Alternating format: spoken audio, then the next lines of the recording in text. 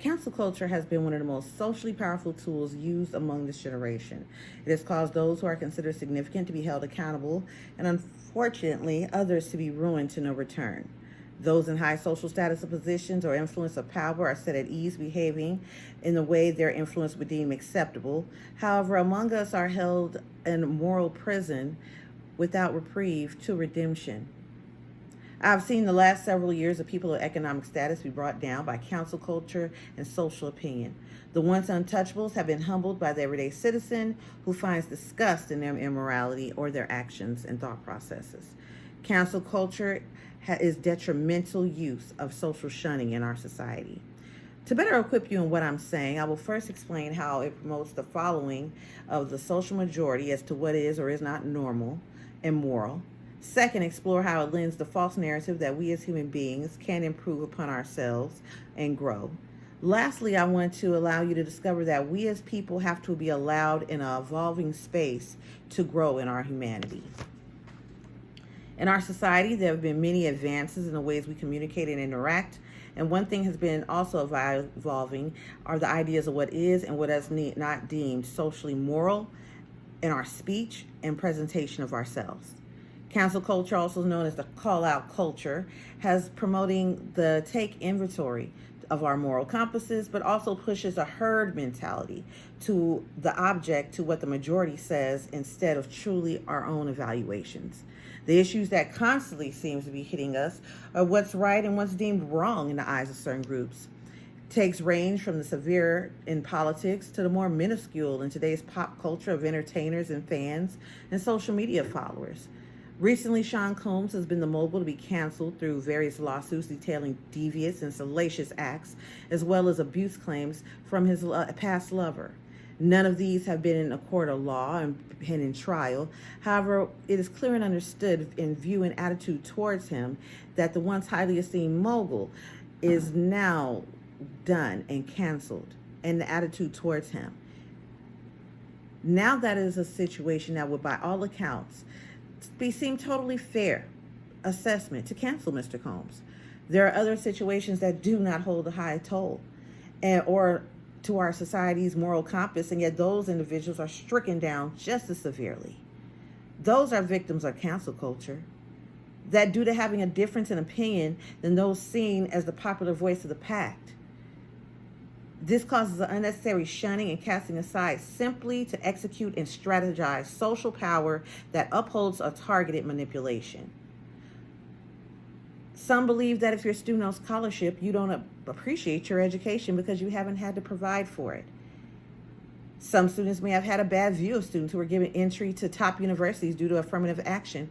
And now there might have been initial students who shared their views on their social media. And those opinions gained a certain volatile reaction amongst other groups, and who were simply not educated are now deemed racist, bigots, and oppressors. Those who are judged so harshly to the crime of being ignorant are now deemed the scum of the American fabric, which does not allow them to grow into better humans because they've been categorized as inhumane.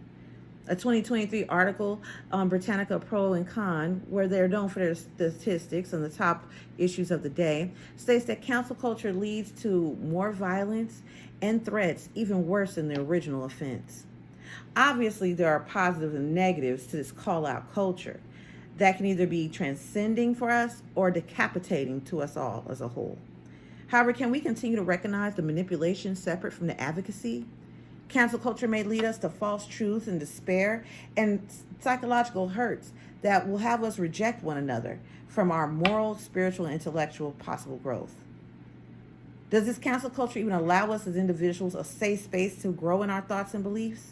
In another article found in University of Central Florida, there are several views where cancel culture is not new and has been elaborated as being a round of a shaming process that's been known to be for the past hundreds of years in various forms in our society, known to keep in with the box of those of the nonconformity and those with voices to be kept in check. We have to allow safe spaces that encourage growth and reflective opportunities without a severe cost of being labeled as society undesirables forevermore.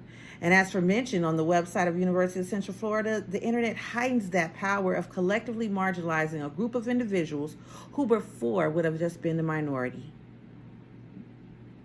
Nicole Duffenhauer speaks on a powerful 2017 article for the Pegasus that says, "Who are we to care so much about what celebrities do and oppose our own actions in our own communities?"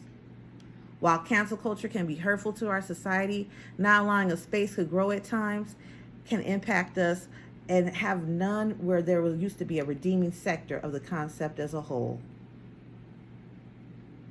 Do we really truly have a space for those powerful circles? Are so-called untouchables held accountable for their actions, or is there a certain powerless that we as normal people are wielding? We are not immune to mishandling power, just like those in power are not immune to making mistakes and bad decisions. There are misses within the process that would have wondered if the movement truly renders the social justice to speak out against social mechanisms that in no way serve our society as a whole, or are these just games that allow the sport of humiliating other beings to a roaring and jeering virtual and public crowd of one's own pleasure and deviant amusement? There are so many nuances among the variations of cancel culture that there are many avenues that will ever give a conclusive answer to which or where it will be dismissed amongst our society as a whole in various systems. Cancel culture exhibited harmful and detrimental form of shunning in our society. We have gone over the incentives of pushing and driving forceful movements against those in our society to attempt to avoid accountability through privilege, and we have learned that not always it is those who are in the forms of evil and heinous acts who are victims of this cancel and call-out culture. There are those who make genuine missteps who only needed the opportunity to be educated in certain ideas evolving norms instead of ostracized without a safe space.